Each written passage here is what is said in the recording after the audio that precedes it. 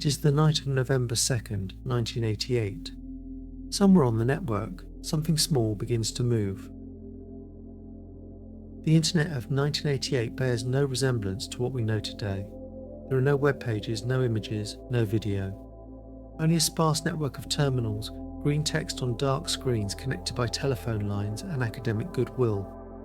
The machines sit at universities and government research facilities, communicating through an early research network. In late 1988, this network connects roughly 60,000 computers. It is a small, trusting community. Nobody has any reason yet to be afraid. The machines are not all in the same place. They sit scattered across hundreds of campuses and laboratories, connected by a web of leased lines and dedicated circuits. Each node in the network trusts the others by default. There are no firewalls. There is no authentication beyond a username and a password. The administrators who manage these systems think of themselves as part of a cooperative. Colleagues sharing a resource, not defenders guarding a perimeter. On the evening of November 2nd, the machines begin to behave strangely. Processors that should be nearly idle are running at full capacity. Simple commands take seconds to respond rather than milliseconds. Login prompts hang. Systems that should reply instantly sit frozen, as if caught in a loop they cannot exit. The administrators who notice first assume it is a hardware fault, a failed component, a misconfigured service. They reach for their logs, looking for the thing they must have missed. The phone starts ringing across the country, a campus in the east. The same symptoms, then another, then a third. The administrators compare notes. They are careful, methodical people, trained to check obvious explanations before assuming something extraordinary. But the symptoms refuse to fit anything familiar. The machines are not failing, they are consumed, occupied by some process that nobody asked them to run, using every available resource to do something invisible. It is not a hardware fault. It is not a misconfiguration. It is something that does not yet have a name. The machine logs reveal the shape of it. Hundreds of login attempts arriving from remote addresses, not at human speed, but machine speed, dozens per second. Something is trying to access every reachable machine on the network, and something is already inside many of them. The timestamps are seconds apart. The entries repeat, line after line, in a rhythm that no person could produce. Whatever is out there is not a person. By 9 in the evening on the East Coast, machines at research universities are going down. Some administrators disconnect from the network immediately to stop the spread. Others stay online, hoping to understand what they are dealing with before acting. There is no protocol for any of this. There is no organisation to call, no authority with experience in what is happening. In 1988, the concept of a coordinated cybersecurity response does not yet exist. Email is still working, barely. Administrators send warnings to each other across the same network the worm is consuming, sharing symptoms, partial theories and questions nobody can answer. Some messages never arrive. The network is too congested. Others arrive hours late. But the warning spread, slowly campus to campus, and a community that has never faced anything like this begins, haltingly, imperfectly, to form a response. By midnight, thousands of machines have gone dark.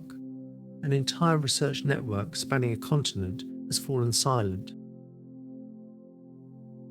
Morning arrives.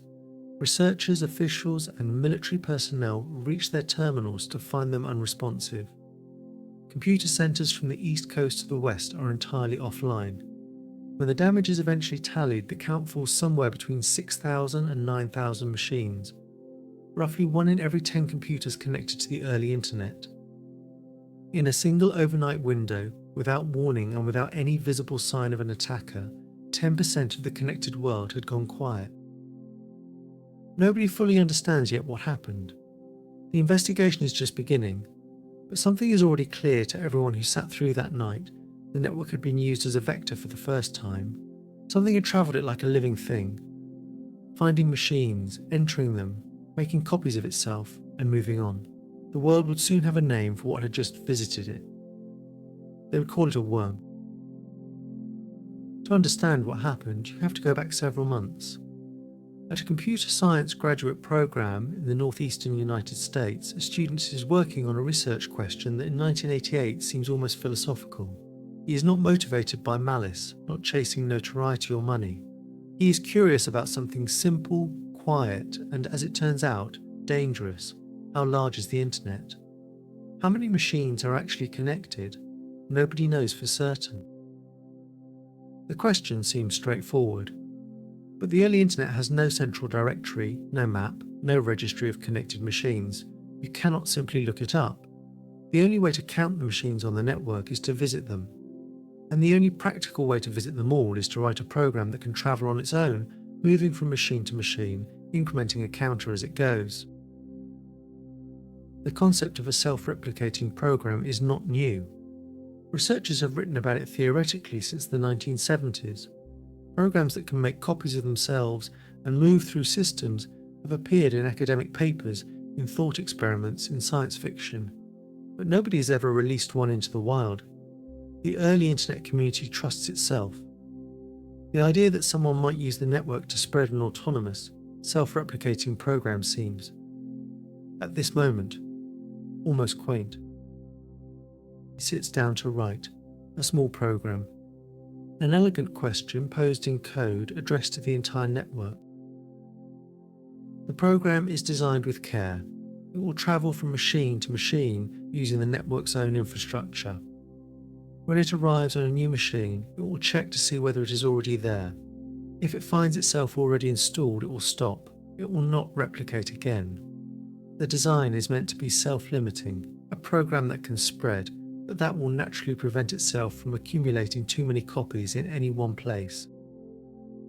But he anticipates a problem.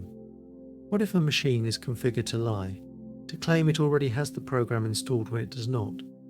The worm would stop replicating, and the count of the network's total size would be inaccurate. This is a reasonable concern for a researcher who wants clean data. To guard against it, he adds a rule.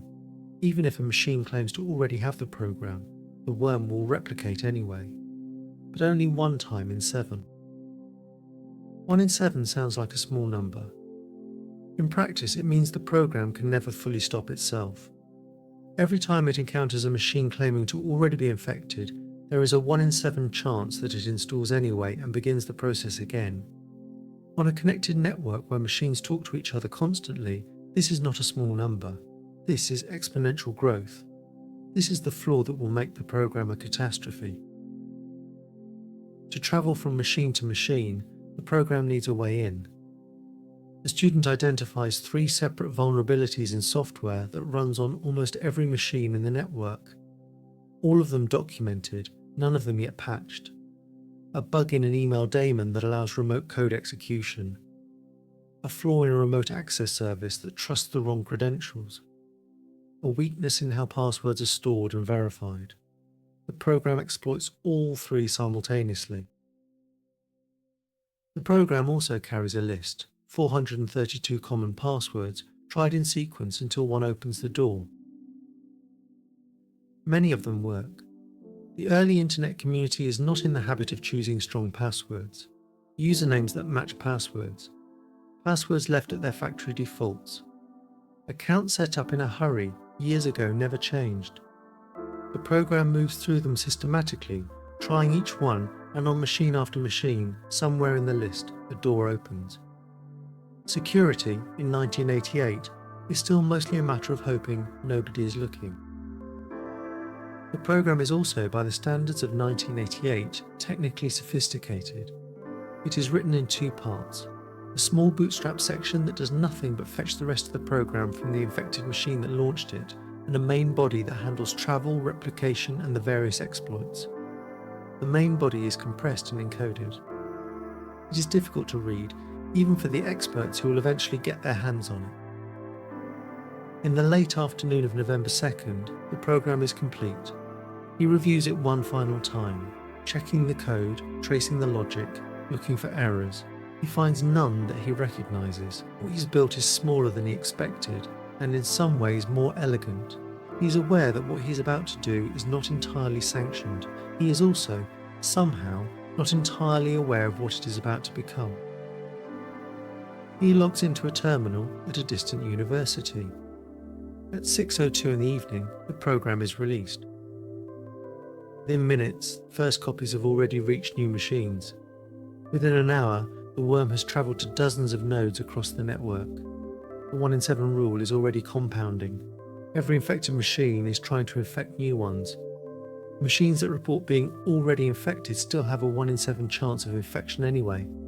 The program is not growing at the rate its creator imagined. It is growing much, much faster. The student, watching from a distance, realizes something is wrong. The program is not self-limiting. It is accelerating. He sends a message to a friend, asking him to distribute a warning and a partial fix through the same network the worm is consuming. The message arrives too late for most systems. The network is already too congested to deliver it reliably.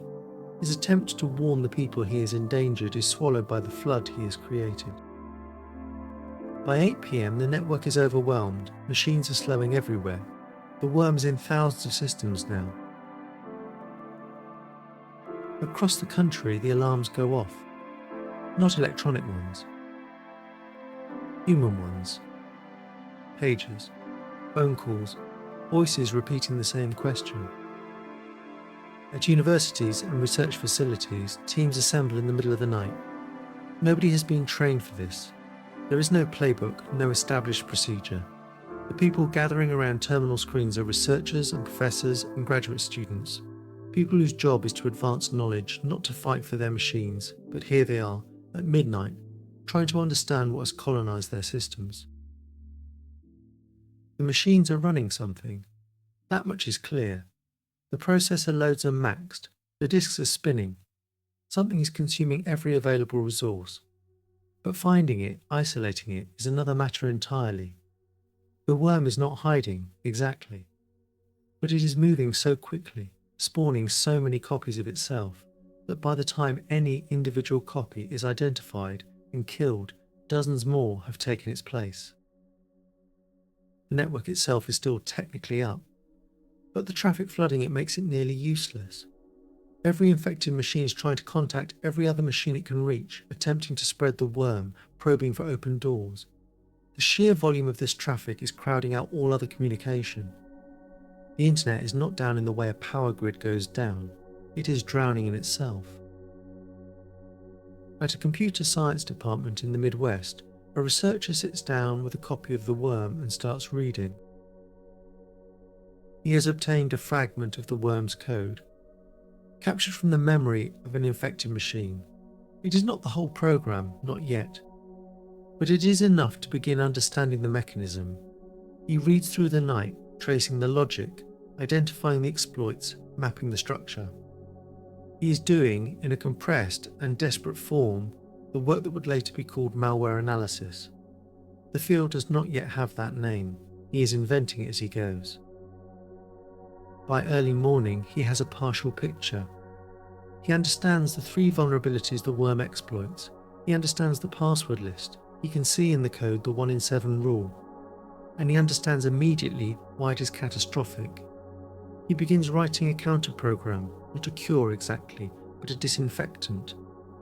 A program that can be run on an infected machine to stop the worm from spreading further. The fix in principle is straightforward. Patch the 3 vulnerabilities. Remove the worm from infected machines. Enforce stronger passwords. In practice, distributing any of this is extraordinarily difficult. The network they would normally use to send information, email, file transfers, is the same network the worm is consuming. Every message they try to send competes with the worm's traffic for the same congested pipes.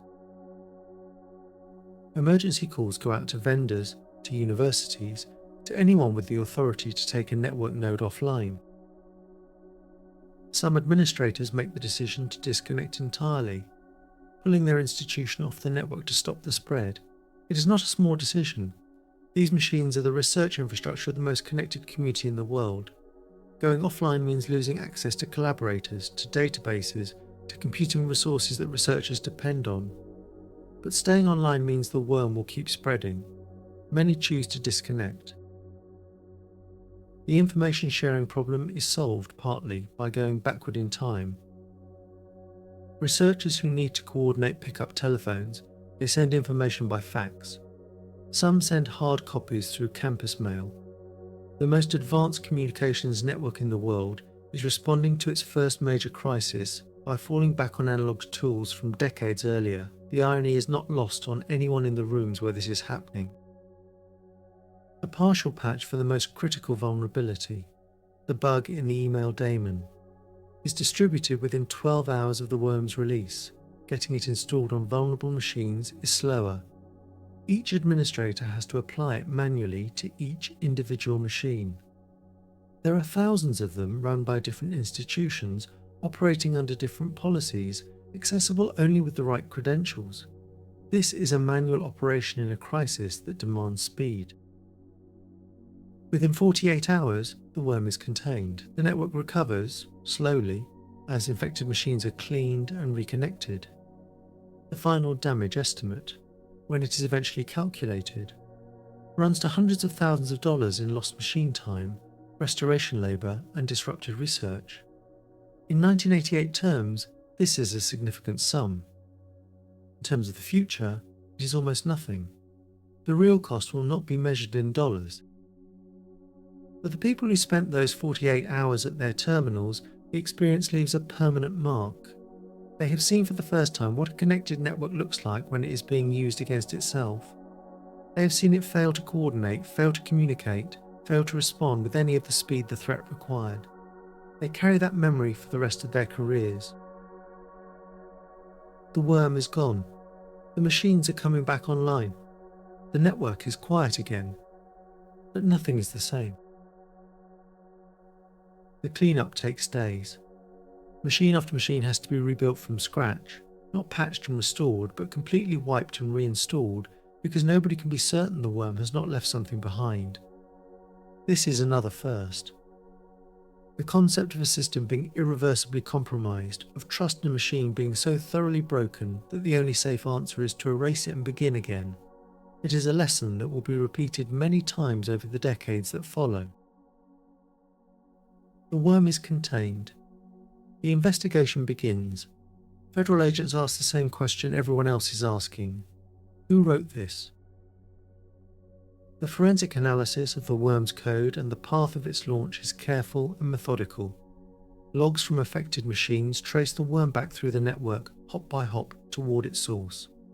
The distant university used to launch the program is identified. Records from that machine point toward a login that does not belong there.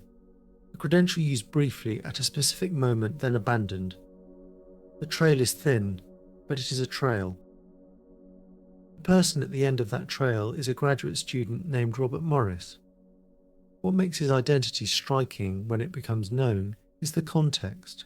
His father is a senior cryptographer at the National Security Agency, one of the people whose work helped shape the security architecture of the early internet. The son of a man who helped build the network's defences had nearly destroyed the network. The irony is noted, quietly, by everyone involved.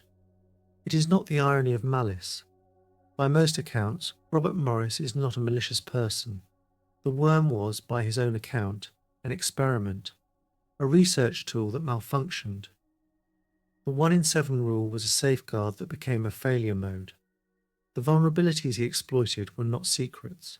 He simply assembled known tools into a combination nobody had thought through to its end. He contacts a lawyer and shortly afterward surrenders to authorities. His statement is consistent. The worm was never intended to damage anything. He expected it to travel quietly, count machines, and stop. The damage was an accident, a result of the flaw in the 1 in 7 rule, which he had not thought through completely. Whether that explanation is accepted will be a matter for a court to decide. In January of 1990, the trial begins. It is a federal case under a law barely 2 years old. The law he is charged under is the Computer Fraud and Abuse Act, passed in 1986, originally aimed at hackers who broke into government computers. It had never been used to prosecute anyone before. Robert Morris becomes, by the outcome of this trial, the first person in history to be convicted under that law. The verdict arrives in January 1990, guilty. The sentencing comes several months later. The sentence is lighter than many expected. 3 years of probation, 400 hours of community service, a fine of just over $10,000, no prison time. The judge calibrated the punishment for what the case actually was, not a calculated attack, but an experiment conducted without adequate thought for the consequences. The sentence reflects the ambiguity that would hang over computer crime law for decades to come. Robert Morris goes on to complete his doctorate. He becomes a professor. He co-founds a startup, later becomes a partner in one of the most influential technology investment programs of its era. His career continues, successful and distinguished, alongside the permanent historical footnote of the night he nearly broke the internet. He is, by most accounts, a person who learned from what he did and who spent the rest of his career contributing to the field it had damaged. For the internet itself, however, the worm is not a footnote. The weeks immediately after the incident produced something that the network has never had before, a formal, funded, government-backed organisation whose sole purpose is to coordinate the response to future incidents like this one. It is the first cybersecurity institution of the modern era, and its existence begins because of that one night in November. The world's first computer emergency response team stands up within weeks. The internet now has an immune system. The team is staffed initially by researchers who were awake the night the worm spread, people who had fought it with whatever they had: telephone lines, fax machines, half-written patches distributed by hand. They are given an institutional home at a major research university in Pennsylvania. They are given a mandate to monitor the network for threats, coordinate responses, and make sure that next time the response is faster and better organised. The model is replicated. Within years, similar teams appear at universities and government agencies across the country. Within a decade, they exist in dozens of countries. Within 2 decades, nearly every major government and hundreds of private organisations maintain their own version of what was built in the weeks after November 1988. The infrastructure of modern cybersecurity, traced back to its source, leads to this moment. The worm also changes something less tangible. Before November 2nd, 1988, most of the people on the early internet assumed that the network was fundamentally safe. This assumption was never written down anywhere. It did not need to be. It was simply the shared understanding of a community of colleagues who trusted each other, because they had always trusted each other, and nothing had given them a reason not to. After November 2nd, 1988, that assumption is gone. It does not return. Every conversation about network architecture, every design decision, every new protocol proposed from that point forward carries, somewhere inside it, the awareness that the network is not inherently safe, that it can be used against itself, that the question of security is not an afterthought, it is the beginning of the conversation, every time. Code still exists, preserved in archives, loaded with care into isolated systems where it cannot touch the world. The worm source is not large by any modern measure, its bootstrap section. The part that runs first fetches the rest of the program and initiates the infection process, is fewer than 100 lines.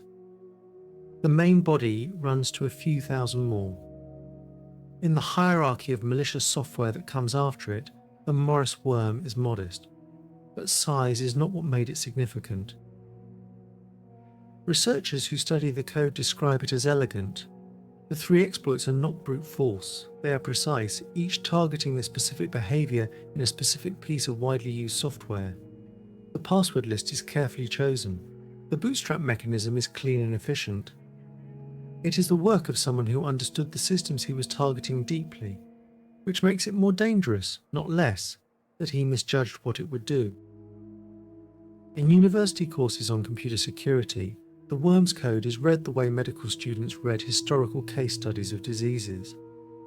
Not to replicate it, the vulnerabilities it exploited are long obsolete, but to understand how infections propagate, how they resist containment, how a small flaw in a self-limiting mechanism becomes a catastrophic runaway process. The worm teaches something that formal security theory alone cannot. Security researchers still load the worm into air-gapped machines, computers deliberately disconnected from any network, to observe it working. It still behaves exactly as it did in 1988. It still tries to spread. It still probes for the vulnerabilities it was built to exploit, still tries the passwords on its list. Those specific vulnerabilities no longer exist on modern systems, but the behavior, the logic, the mechanism, all of it is unchanged. What the worm revealed was not a flaw in software. It was a flaw in how the internet understood itself. Before the worm, the implicit model of the early internet was that of a library. An open, trusting space where people came to share and to learn, governed by professional norms rather than technical enforcement. You did not need a lock on the door because everybody who came through the door was assumed to be a colleague. That model was not wrong for the community that existed at the time, but it was fragile. The assumption of trust, never written, never formalised, never tested, shattered on the night of November 2nd, 1988, and the thing that replaced it, the assumption of adversariality of risk, of the need to defend every system against every possible intrusion, has defined network design ever since. Every firewall, every encrypted connection, every intrusion detection system is, in part, a response to what happened that night. Almost every major security practice in use in the modern internet traces its conceptual lineage to the weeks after the Morris worm.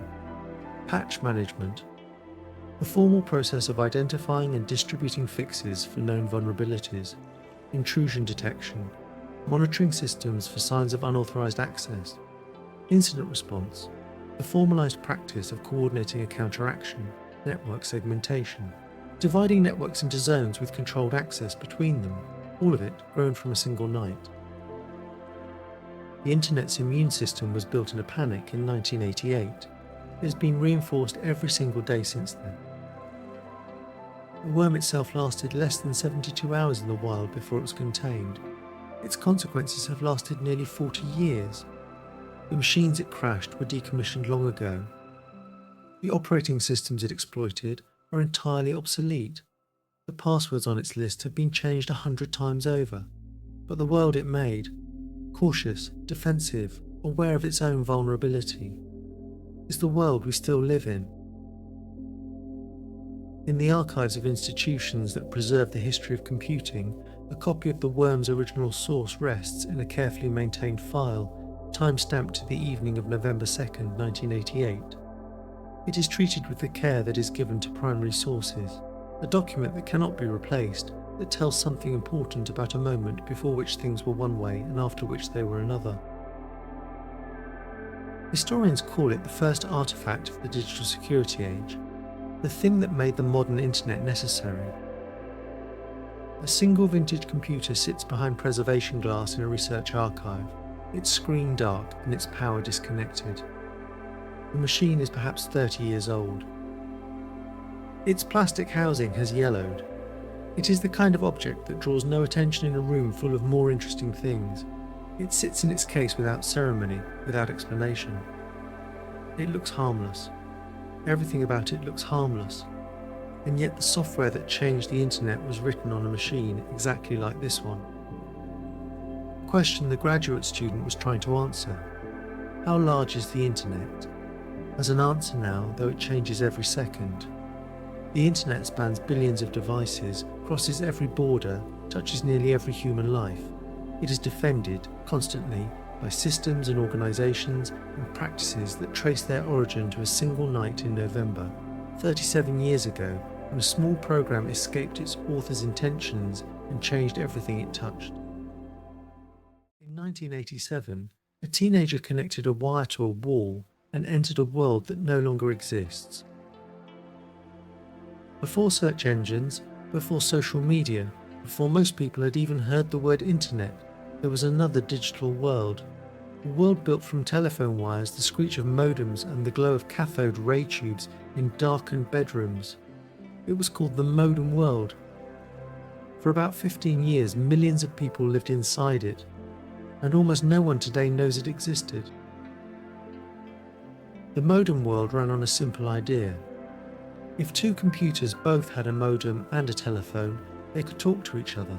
One computer would call the other, the modem would translate digital data into audio tones, and for a few minutes or a few hours, a connection would exist. No central servers, no global network, just a direct line and a community built around it.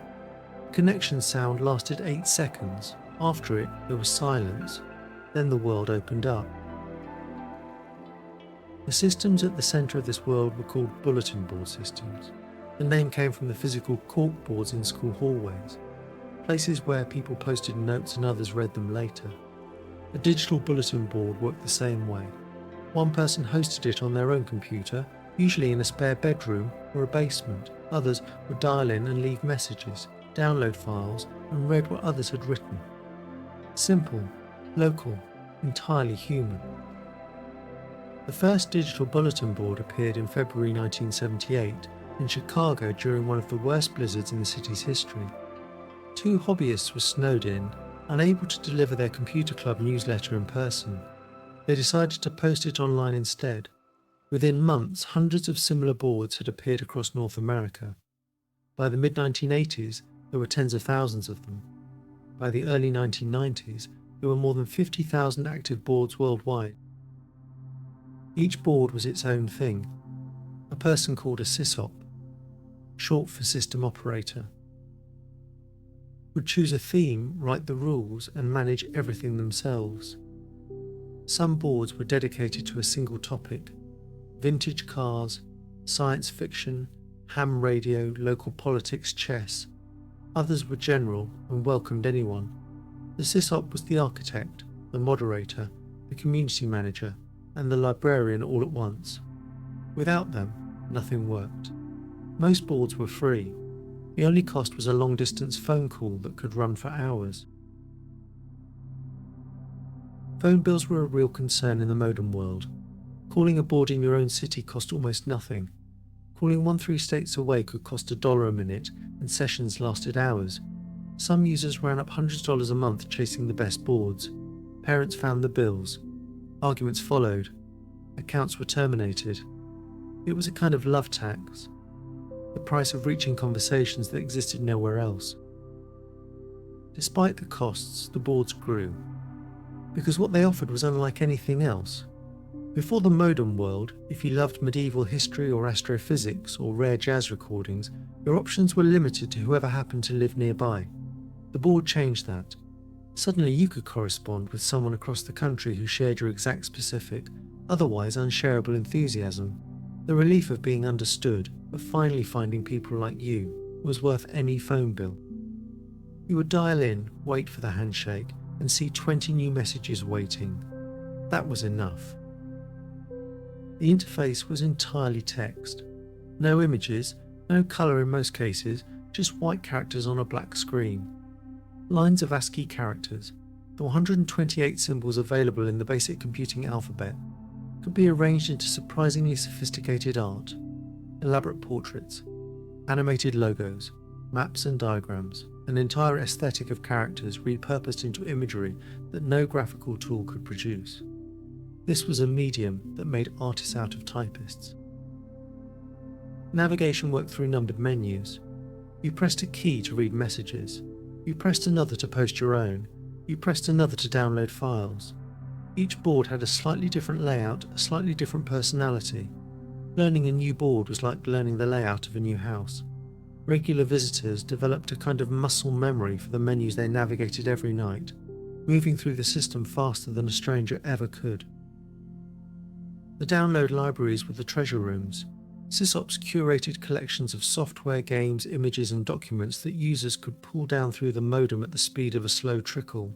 A single game might take 45 minutes to download, but the anticipation of waiting for a file to arrive, watching the progress counter tick upward, had a particular quality: focused, quiet, patient, entirely different from the instant availability we have now.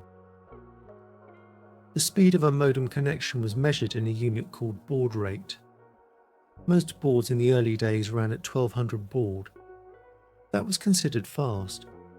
A full-length novel would take nearly 3 hours to transmit at that speed. Users learned to appreciate brevity. The culture of the modem world valued precise, considered writing, not because anyone mandated it, but because every extra word cost a little more time, and time was the currency everyone spent. By the late 1980s, network echoes had begun to appear. A message posted on a board in Seattle could be copied overnight to a board in Miami and then to one in Toronto. These automated relay chains created the first experience of something like a global conversation, but it moved in slow motion. 24 hours for a reply, sometimes 48. The patience required was remarkable, and people developed it because the alternative was silence. The largest relay networks eventually spanned continents.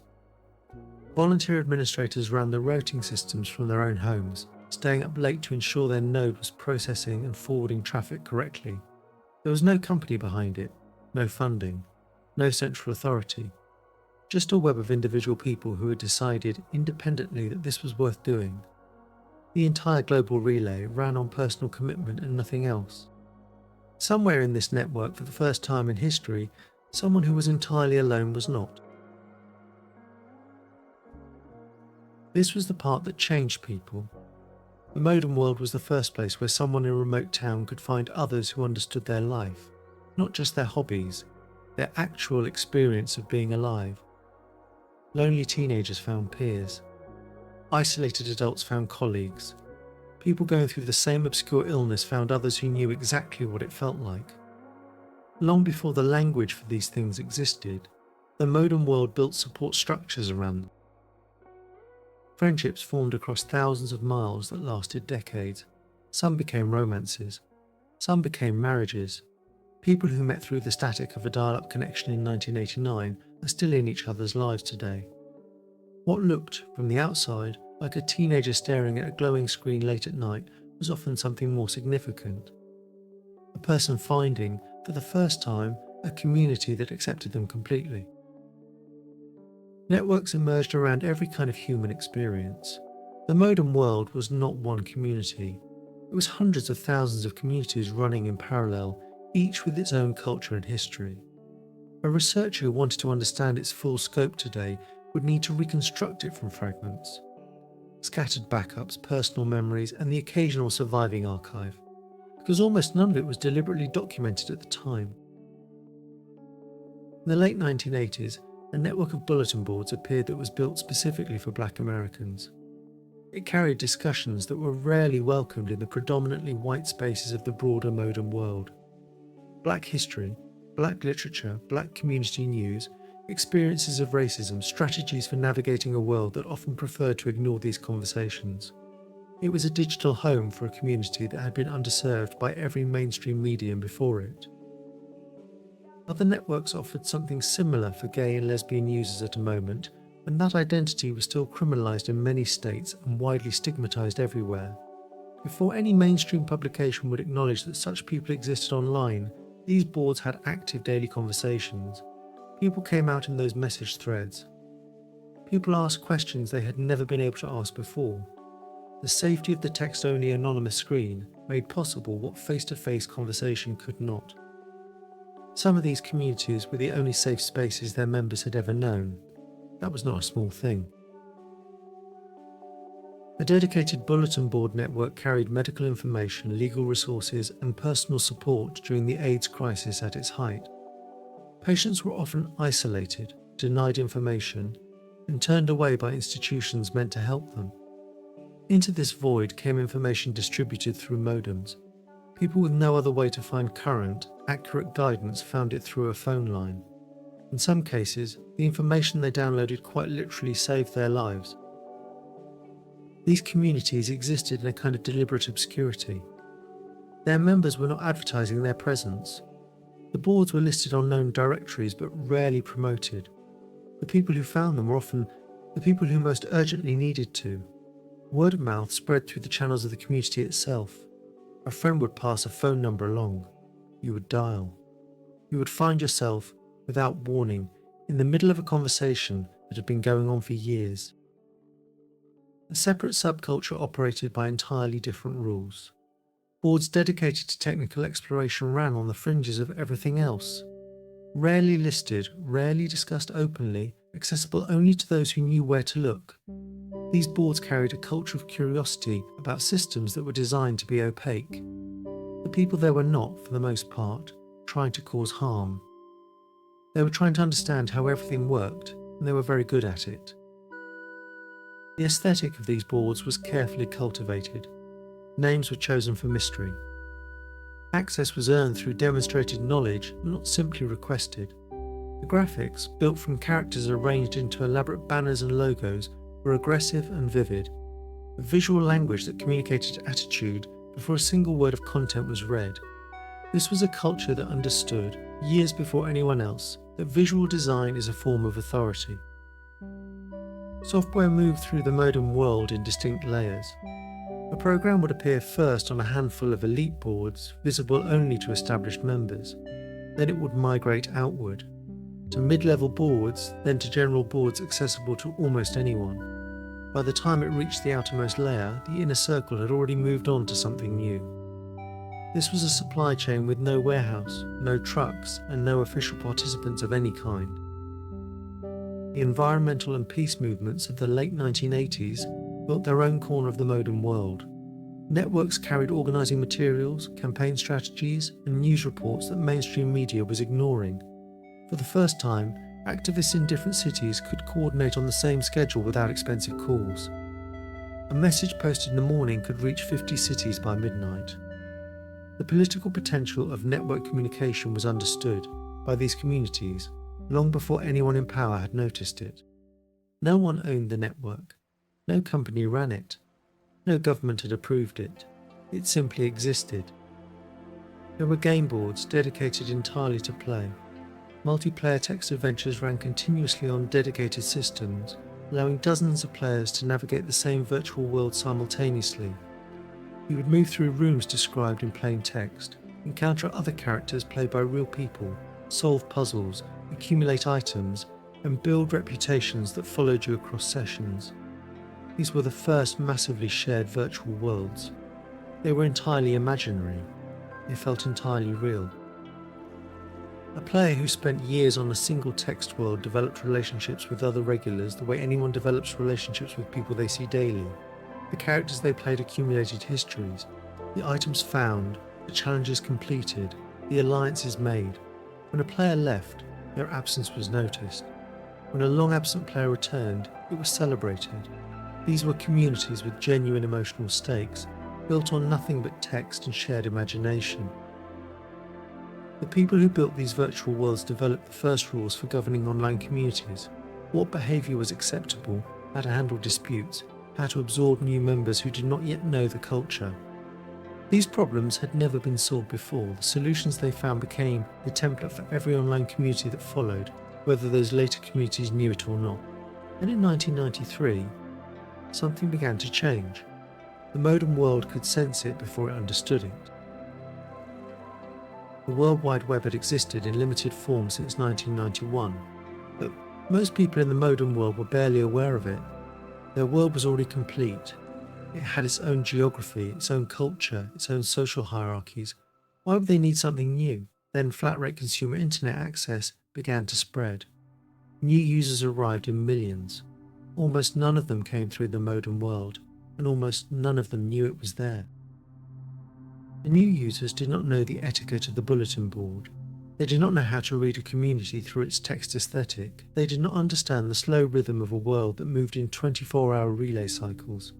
They arrived in enormous numbers all at once, and existing communities had no way to absorb the change. The experience was described, at the time, as a perpetual September that never ended. The web offered images, colours and sound. The old text world had no answer for that. Bulletin board operators began making the calculation. The web offered a larger audience. It offered easier access. It offered graphics and multimedia that no modem board could match. One by one, sysops moved their communities to the new medium or simply closed their boards entirely. The phone numbers that had been active for years went silent. The hand-copied lists of board numbers that users passed around like treasure maps became out of date overnight. The modem world was dying. The closure of a board was often abrupt. A sysop would post a final message, sometimes heartfelt, sometimes brief, and then the system would go offline. The phone number would stop connecting. The files, the message archives, the years of conversation, all of it would simply stop being accessible. There was no standard format for preservation. Most sysops knew of no archive to consult. When a board went down, its contents usually went with it. Between 1994 and 1998, tens of thousands of boards went offline. The conversations went with them. The losses were not just technical, they were human. The threads that had carried years of community discussion, the boards where people had come out in text to strangers who became friends, the medical archives whose content represented hard-won knowledge from a crisis the mainstream world had refused to document properly. All of this existed only in the memory of the people who had been there and on aging magnetic storage that no one had yet thought to read. The storage media were the problem. Boards ran on hardware of their era. Computers with drives already considered obsolete. A sysop who wanted to preserve their board's contents faced the immediate challenge that machines capable of reading that storage were increasingly hard to find. The knowledge was there in magnetic form, on shelves and in boxes. The means to access it was quietly disappearing. Magnetic storage degrades over time. Particles that encode information on a disk surface slowly lose alignment over years and decades. A disk that worked perfectly in 1989 might fail entirely by 2005. And even before physical failure, the formats become inaccessible. The specific software needed to interpret the data stops being maintained, stops running on any current hardware. The content survives in physical form while becoming unreachable in every practical sense. The data is present, the reader is gone. The phenomenon has a name: bit rot. The gradual degradation of digital data through the decay of storage media, the obsolescence of formats, and the disappearance of the software needed to interpret them. Physical artifacts survive in ways digital ones do not. A clay tablet from 3,000 years ago can still be read. A data format from 40 years ago sometimes cannot. The most permanent form of storage we ever invented is, in some ways, the most fragile. By the year 2000, the modem world was largely gone. The text-based virtual worlds had scattered or disbanded. Specialty networks had migrated to web forums, where new participants arrived with none of the shared history that made the original communities feel like home. What had taken 15 years to build had been dismantled in 5. The architecture remained in storage, but the life inside it had moved on. The irony was difficult to ignore. A culture that had pioneered networked community, built the first global support networks for marginalised groups, and spent 15 years solving the problems of online conversation. This culture had left almost no trace for the billions who came after it. The foundation was invisible because no one had thought to preserve it before building on top of it. Somewhere, in basements and storage units and forgotten rooms, the drives were still holding on, or they were not. The estimate of what was lost is difficult to make because almost no one was counting. Hundreds of thousands of active boards existed at the peak of the modem world. Each carried anywhere from a few hundred to tens of thousands of messages. The original conversations of the internet's first human communities. Arguments about music, confessions of loneliness, technical breakthroughs, jokes shared with strangers in darkened rooms, exist now only in the recollections of those who were there. The software libraries are partially preserved, scattered across archival projects of varying completeness. But the message archives, the conversations themselves, are almost entirely gone. A message posted in 1988 in a community of 200 regular users, discussing something that mattered deeply to all of them, is simply not recoverable. It ended when the board closed. It was never designed to be permanent. No one had imagined anyone would want to look back. What we lost was not just data. It was the texture of daily life for an entire generation of people. There were artists in the modem world, people who spent hundreds of hours creating elaborate works in text characters, portraits, scenes, animations. that existed only in the format of a specific terminal display. When the boards that hosted them went offline, the works went too. Some were copied to personal discs by their creators, most were not. The first major movement of native digital art created specifically for the digital medium, vanished almost completely before anyone thought to preserve it. There were writers. Long-form serial stories posted episode by episode across weeks and months. Communities of readers who followed them argued about character motivations, predicted endings.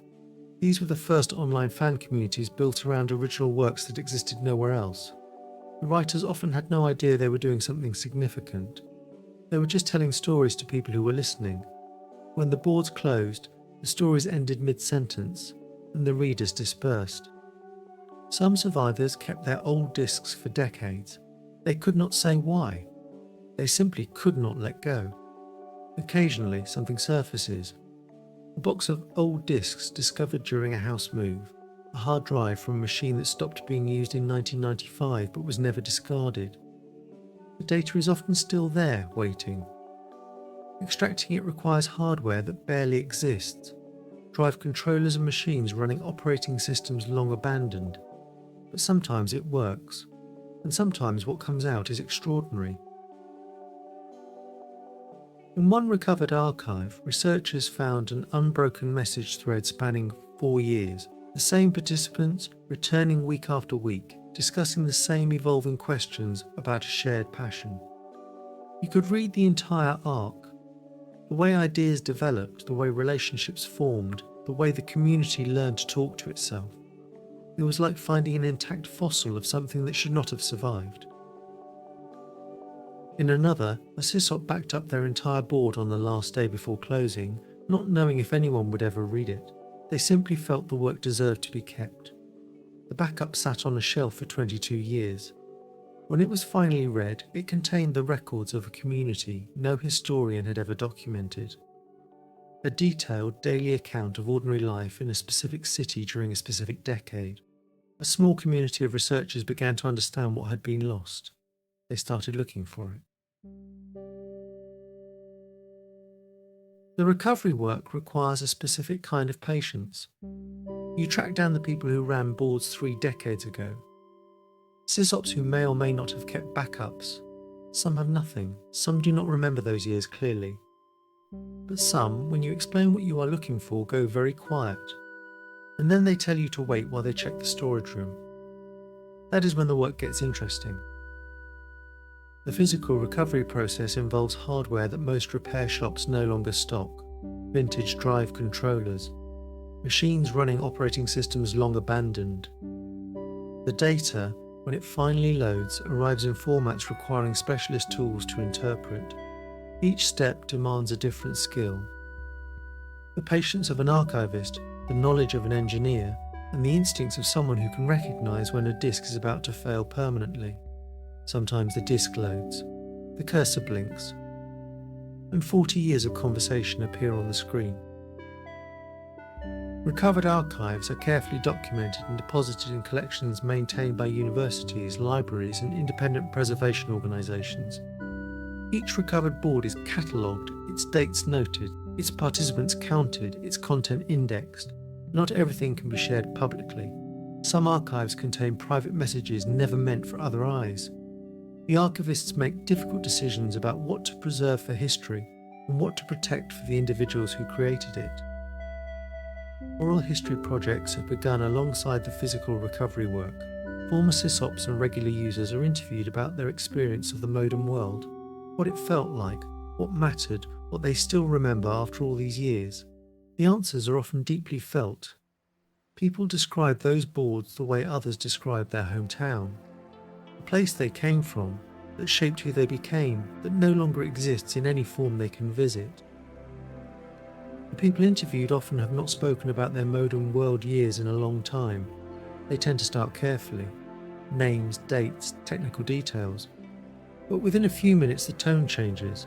They begin to talk about specific conversations, specific relationships, specific boards that felt like home in a way no physical place quite did. The emotional memory of the modern world is remarkably intact. even after 3 decades. One of the most significant ongoing archival projects has recovered material from several thousand boards, millions of messages, tens of thousands of files, communities spanning dozens of countries. It is one of the most complete records of pre-web internet culture in existence, and it represents only a fraction of what was out there. The researchers estimate the majority of the modern world's content is gone beyond recovery. This is what remains. What the recovered archives reveal is a world more sophisticated than most people assume. The conversations are articulate, searching and modern in their concerns. People debating the nature of privacy in a networked world in 1989. People arguing about the ethics of software sharing in 1991. People building international community networks with no corporate backing and no institutional permission. The problems they were working on are the same problems we are still working on today. There are moments of tenderness in the recovered archives that are startling to encounter. A message posted late at night by someone who had found, through a modem board, the first community that made them feel understood. A reply from a stranger that said exactly the right thing. These interactions were invisible to the outside world. They were real. They mattered to the people who had them. Most of it is gone. What remains is only the fragment that happened to survive by chance. The modern world raises a question with no comfortable answer. We tend to assume that digital records are permanent, that what is stored online will remain accessible indefinitely. The modern world suggests otherwise. An entire civilization of communication and community existed for 15 years, then disappeared within a decade, leaving almost no trace.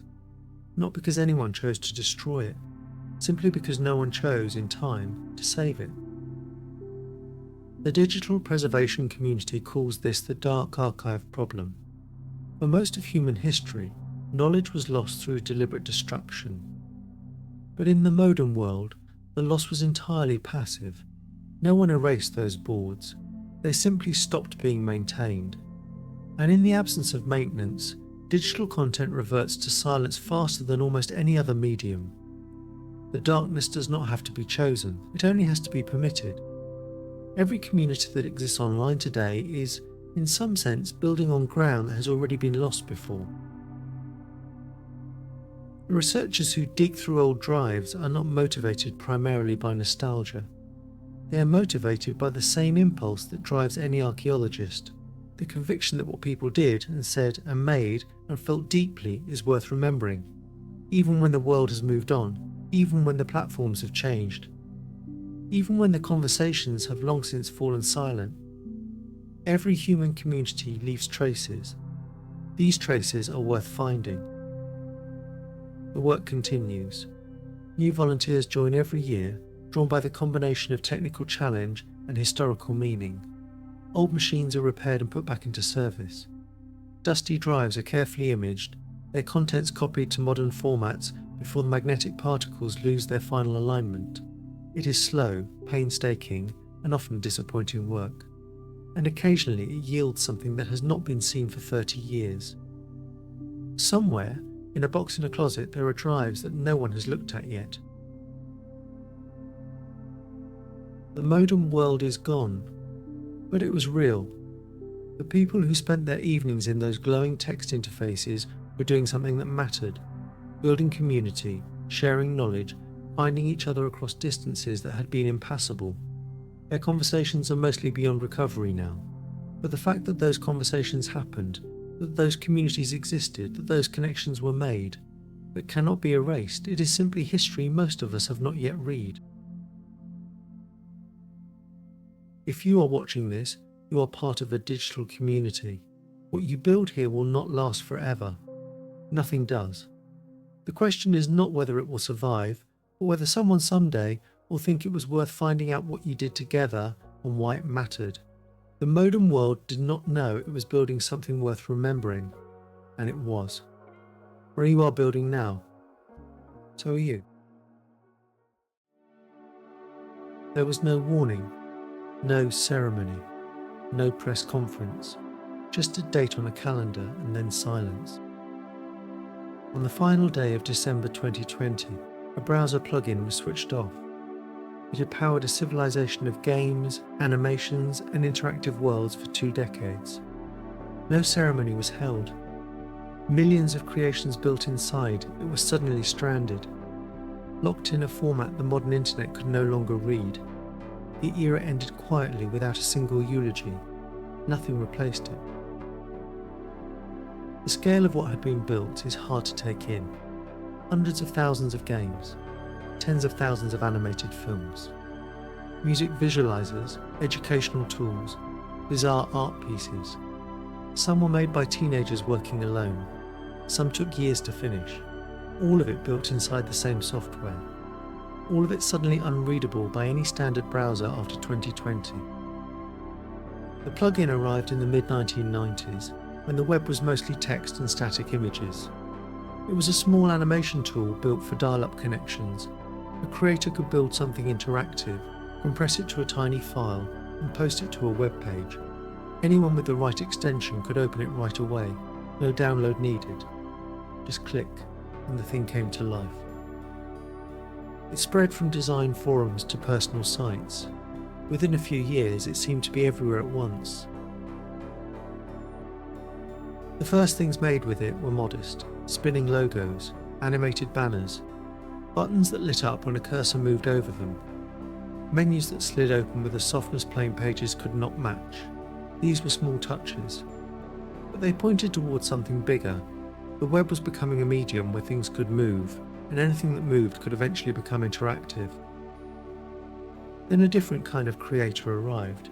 Not web designers, but people who wanted to make games. They found that the animation software could respond to keyboard and mouse input. They began sharing what they knew on message boards, figuring out how far this could go. They were not programmers. They were students and hobbyists who had found something with no ceiling. Upload portals appeared, websites where anyone could post a game or animation for free and where people could play it within hours. A creation posted on a Monday morning might have thousands of plays by Wednesday. Communities formed around these sites, leaving ratings and arguing about design choices. The distance between a creator and a global audience had collapsed to almost nothing. The range of what people made was extraordinary. Puzzle games requiring hours of thought. Brief action games done in 3 minutes. Parody animations. Horror games built entirely from atmosphere. Absurdist experiments. Physics toys. Some creators spent months building worlds with their own lore. Others made throwaway oddities that stayed in the memory forever. All of it free. All of it one click away. By 2005, millions of people were inside browser games they had never downloaded, on software they had never consciously installed. For a whole generation, this was where internet culture lived. Not on social media, which barely existed. Not on streaming services, which were years away. These portals were where the internet's creative life unfolded each day. The same animations became jokes shared across message boards. Games passed between classrooms. A shared culture was forming with no marketing budget and no gatekeeper. What began as hobby work became careers. Creators with no formal training found themselves with millions of viewers. Studios took notice. Developers who had taught themselves on community sites went on to make games that sold on major platforms. The browser plugin was, with no fanfare, one of the most important training grounds for creative talent the digital era had produced. In 2017, the company behind the software announced the plugin would reach end of life on December 31st, 2020. It would get no further security patches. Major browser makers were already phasing it out. Security flaws had piled up into a liability too large to ignore. The announcement gave the decline a date. 3 years remained. For most software, end of support means it stops being updated. For the creations built in this format, it meant something more total. These were not files sitting on a shelf. They needed a live interpreter, software that could read and run the format in real time. Without it, they would become stranded objects, present on hard drives, but accessible to no one. The question in the years before the deadline was simple and enormous. Could enough be saved? The creations were spread across hundreds of thousands of servers. Many were only reachable through web archive snapshots. Some had source files on a single hard drive that might already have failed. The race to preserve whatever could be preserved had already quietly begun. The software had started life under a different name. In its earliest form, it was a commercial animation tool for designers, a way to build smooth animations without slowing load times. It was precise and somewhat hard to learn. Its potential for games was not immediately obvious to anyone, including the people who built it. The first person to build a game inside the animation software probably had no idea they had done something significant. What made games possible was a scripting layer in the software. Creators could write small programs that ran alongside the animation, detecting key presses, tracking clicks, updating the score. This had not been the designer's intent. The creator community grasped immediately what it meant. This was a game engine in disguise, and they intended to use it as one. The file sizes were tiny. A complete game with graphics, sound, and working gameplay could be under 100 kilobytes. The format stored images as math rather than pixels, far more compact. Animation only needed to describe the change, not redraw every frame. A dial-up connection could stream a complete interactive game in seconds. This was, at the time, effectively magic. Adding the format to a web page took a single line of code. Any developer who knew basic markup could embed an interactive animation with no extra effort. Before this, running a real-time program in a browser required advanced servers and specialist knowledge. Now it needed a text file and an afternoon. The number of people who could do this had grown, overnight, enormous. The early 2000s arrived and the community was enormous, producing things no one had imagined the software could do. The first games were simple. Side-scrolling shooters, basic platformers, clicker games that measured how fast you could tap a button, but they were genuinely playable, free, and one click away. In homes where consoles were too expensive, this was sometimes the only gaming available. They spread not because anyone marketed them, but because they were useful, free, and immediately there. The ecosystem ran entirely outside of commercial logic. No business model, no ownership structure, no gatekeepers, just a culture of sharing. Work made to be given, not sold. Creators posted and waited. The feedback was unforgiving and immediate. Commenters held nothing back. Nothing lasted unless it was genuinely interesting. The crowd decided what was worth keeping. Nothing else did. The community shared its techniques openly. Source files circulated with permission to copy or adapt. Methods for simulating physics, compressing audio, handling many objects at once. All built together and shared free. This is how the format built technical depth fast enough to surprise professional developers. The learning happened in public, with thousands of people testing each idea and sharing what worked. Some built something in a week and had 10,000 players by the weekend. The feedback was immediate and total. A specific visual style became iconic. Bold, flat shapes with minimal shading, fighting and jumping with surprising fluidity. This was not a limitation, it was a response to the format's constraints. Simple forms animated smoothly without growing the file size. It freed creators from realism entirely. Millions who grew up with this aesthetic came to find it beautiful in its own right. Sound arrived early and transformed what was possible.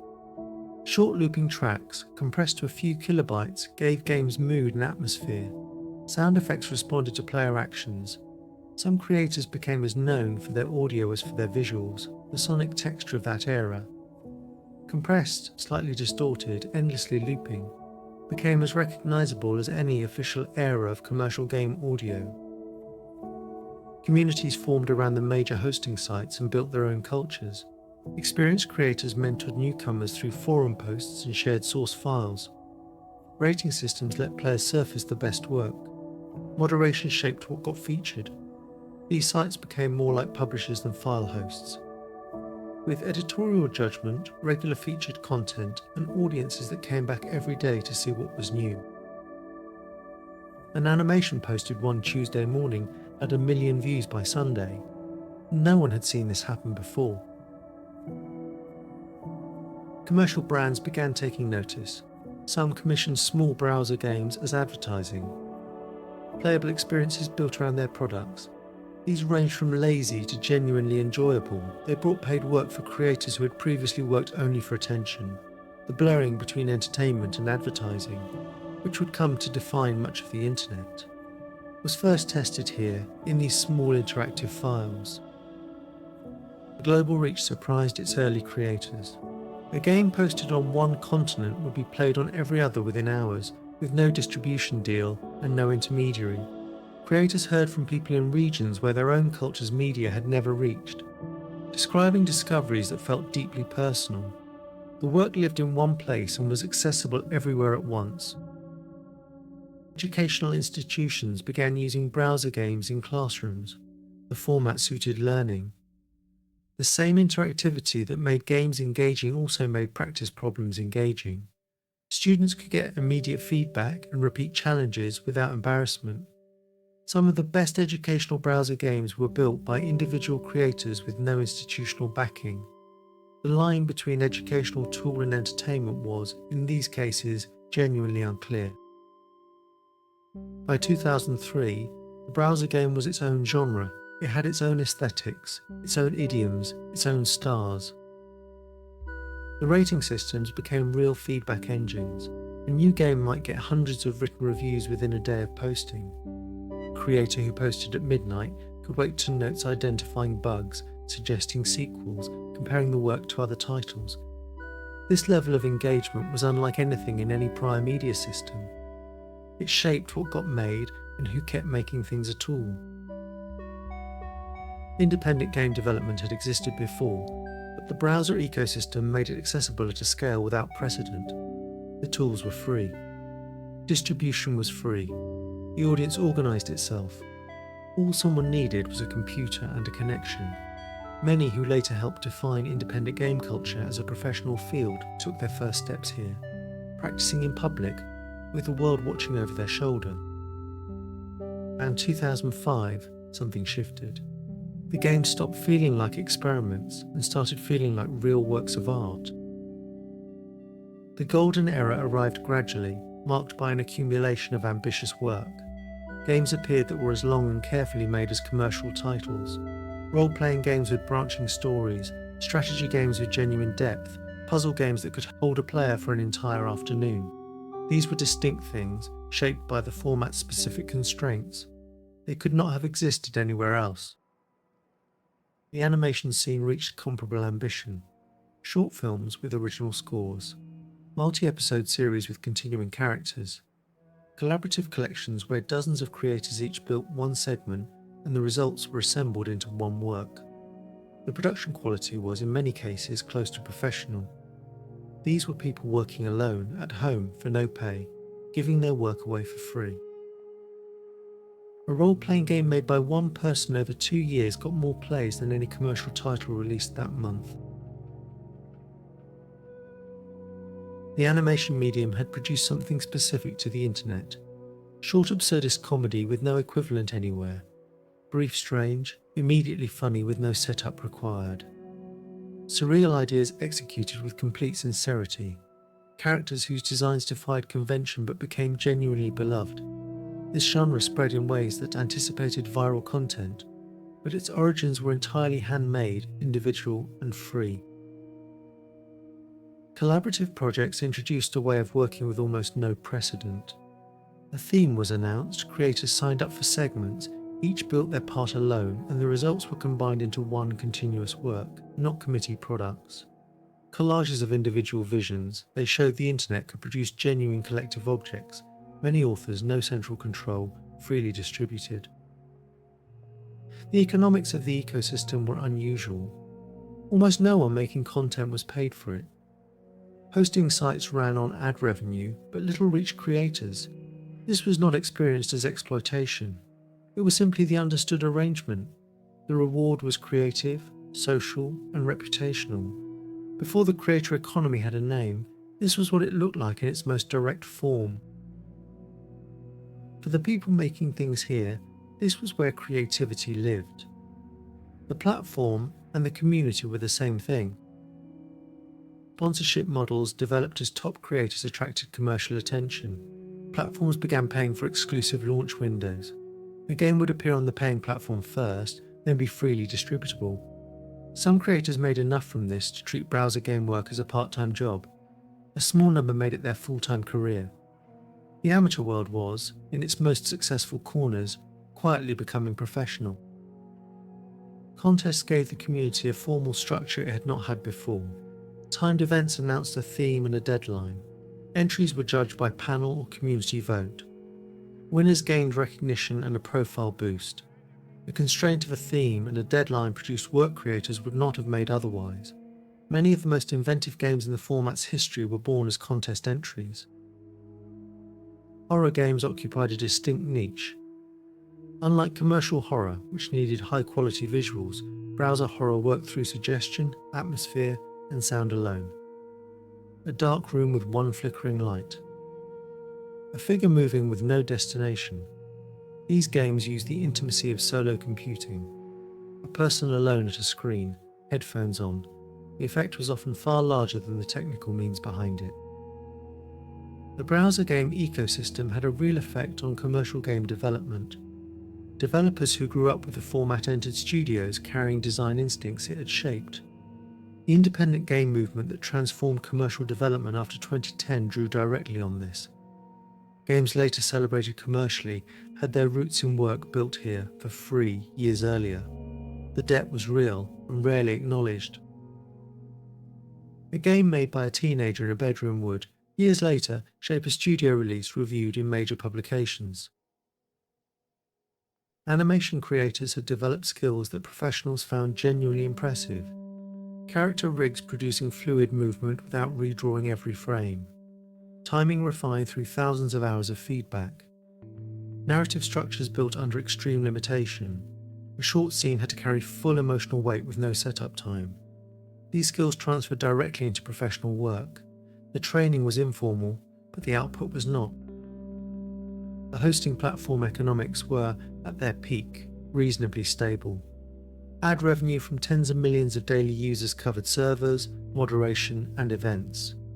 The platforms were not hugely profitable, but they were sustainable. This meant archives going years back were kept intact. A user joining in 2008 could spend days exploring work made in 2001, following the format from its earliest experiments. Social features grew up naturally. Favourites lists. Discussion threads hundreds of pages long. Fan art sections where players contributed work inspired by their favourite creators. These were informal social networks that predated the major platforms by years, built around one creative format. Many users experienced these spaces as genuinely important socially, not a supplement to an offline life, but woven through it. At its peak, the hosting sites combined received more daily visitors than many national television networks received daily viewers. The forms that had grown up bore no link to the format's early work. Tower defense, rhythm games, physics toys, city builders, bullet hell shooters. The format had bent to fit nearly any game type. Some major game forms had not just been matched by solo creators, they had been surpassed by people working at home for free with no tools but the plugin in their own time. International creators had joined in large numbers, bringing visual and narrative styles not seen in the early phase. Animation traditions from multiple continents, humour that relied on no direct translation. The result was a creative landscape more genuinely global than almost any other medium of the era. An interactive game could cross cultural distance through action and image rather than words.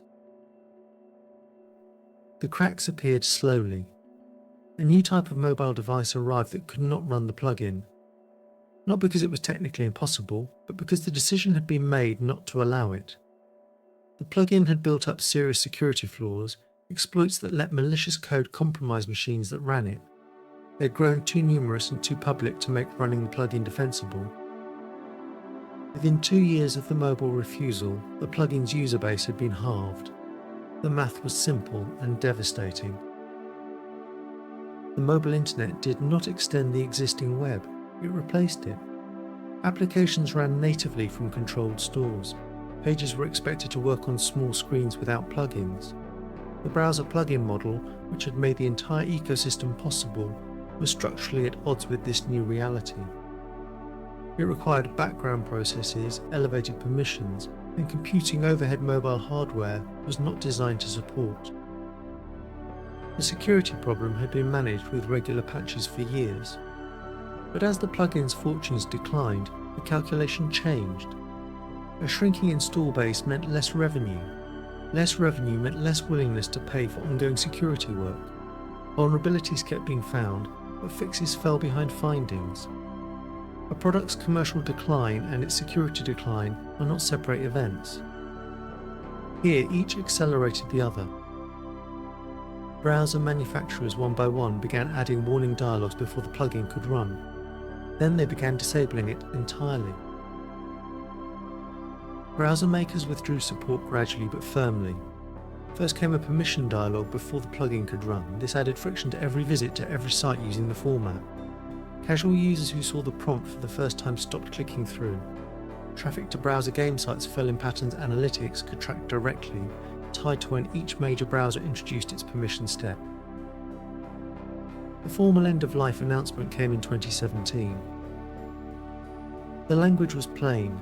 No further security updates, no distribution, no browser support after December 31st, 2020. 3 years. The date felt distant at first, but for anyone hosting work built in the format, the implications were immediate. End of support meant end of access. Not a gradual fade, but a date. The countdown had begun. For creators, the announcement raised one question: what to do with the work? Source files could be converted in theory, but one complex game could take weeks to port. For those who had made dozens, full conversion was not realistic. The work could not all be saved by its authors. Whatever needed doing would have to be done by someone else, or not at all. Some creators, seeing no clear path forward, quietly stopped updating their sites. Some deleted everything they had made. Some hosting sites announced closure before the deadline. Running a large platform on declining ad revenue from a shrinking audience was its own kind of slow crisis. Sites that had maintained archives for 15 years began shutting down. Some gave users time to download what they could. Some did not. Databases of games, ratings, reviews, and community discussion went offline with no archive made. Some creators made real efforts to save their work, rewriting code by hand, building emulation layers, partnering with community archive projects. But these efforts were uneven. Creators with technical skill and spare time could save their work. Others could not. The record of what survived is also a record of who had the time, knowledge, and means to act when it mattered. December 31st, 2020 arrived on a Tuesday. By midnight, every major browser had disabled the runtime. The plugin was gone. A day passed without ceremony, no headlines, no silence observed anywhere. For most internet users, December 31st, 2020 was notable for entirely different reasons. The end of a browser plugin was not a cultural event, but for those who had spent years inside its ecosystem, the day was an ending. Quiet and private, for a world that had existed in the gaps between more visible things. In the weeks after, users visiting old game sites found one of a few things. Some had been updated, content moved to newer technology.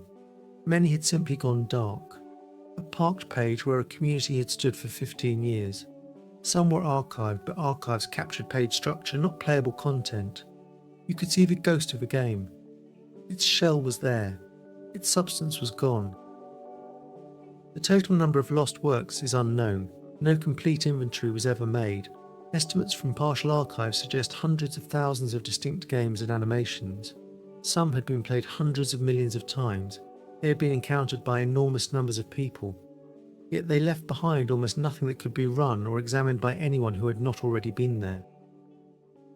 The games that had shaped a generation's sense of creative possibility left traces in people, even when every other record had been erased. Some still find the titles they remember on emulation sites and play them again. Others carry only the memory of how they felt discovering them. The sense that the internet was once a place where anyone could build something worth finding has not entirely faded. Years before the deadline arrived, a group of people had already begun building an archive. They understood what was coming. The preservation effort began years before the official announcement, driven by people who understood both the format's fragility and its significance. The first serious archival projects appeared around 2017. The approach was systematic. Find every publicly accessible game and animation, download the files, test playability, and store them through an emulation layer. The technical challenge was large. The work was entirely voluntary. The approach was rigorous by archival standards. Each file was tested in the emulation layer before entering the collection. Metadata was recorded: publication date, creator, hosting history. The emulation layer was tested against thousands of titles and tuned for edge cases the originals had handled but never documented. The result was not merely a file store, it was a working system. The scale of what had been gathered was staggering. By the end-of-life date, the archive held over 200,000 distinct games and animations, but preservationists estimated this was a fraction of what had existed. Games posted to major hosting sites during the peak years numbered in the hundreds of thousands. Many of those sites had not joined the preservation effort. Their contents went dark with them. Preservationists discovered games on servers that had been abandoned for years, still running quietly, never taken down, never found. Not everything could be saved. Some had been deleted before the deadline, files wiped. Some had never been publicly posted. Contest entries submitted and discarded. Some required server components that had long since shut down. These could not be revived even with perfect emulation. They had been built to exist inside a live network. Without that network, they simply could not run. Some of the most affecting moments came from reaching out to creators directly. Preservationists sometimes received unexpected responses. Creators who had moved on years earlier, unaware their work was being saved. Creators whose files existed only on formats they could no longer read. Creators who thought their work was gone, and found it again as an unexpected meeting with a younger version of themselves. Web archive services had captured some content by accident. Crawling millions of pages, they had sometimes downloaded game files without knowing they were cultural artifacts. Those files were buried in archives, not indexed by type. Preservationists who knew what to look for found games here that existed nowhere else. Accidental rescues, preserved inside the margins of a project aimed at something entirely different. The archive revealed things about the format's history not visible from inside it. The variety of what had been made, small, strange, singular works that circulated briefly and vanished, was striking. The popular canon covered only a narrow slice of the full range. Beneath it was an enormous body of work that had existed, been played, and been lost with no trace in the documented record. Somewhere in the archive, a game made by a teenager in 2003 ran again for the first time in years. What will historians make of this era from a distance? The browser game period lasted about 20 years, from the late 1990s to 2020. It produced a vast volume of creative work that shaped later fields. Yet it left a documentary record that is thin, fragmented, and partly inaccessible. One whose gaps cannot be filled because the works that would have filled them are gone. Digital objects may be the most fragile cultural artifacts ever made. A clay tablet from 3,000 years ago survives if the object is intact. A digital file depends at every moment on a chain of compatible software. Break any link and the file becomes unreadable, however perfectly preserved. The browser game extinction is one clear example of what happens when that entire chain breaks at once. Preservation work continues, though the easy recovery window has largely closed. Emulation improvements occasionally make titles playable that could not start before. Researchers still find files in unexpected places. Estate sale hard drives, decommissioned server tapes. Each discovery is treated as significant. The error is not entirely gone, but what remains is fragmentary, and what was lost will remain lost. This case has sharpened the question of what digital preservation requires. The lesson is not technical. The lesson is organisational. Preservation needs deliberate action at scale before a format's decline makes collection impractical. The archive was built by volunteers racing a deadline. The argument now is that next time should not depend on volunteers finding files before a calendar runs out. What was built inside those files over 2 decades was not small. It was a creative civilization built inside a format no one had designed for that purpose, by people with no credential or permission. It flourished without official recognition. It left behind a partial archive and a lesson about fragility not yet fully absorbed. The games are mostly gone. What they were in full can only be described.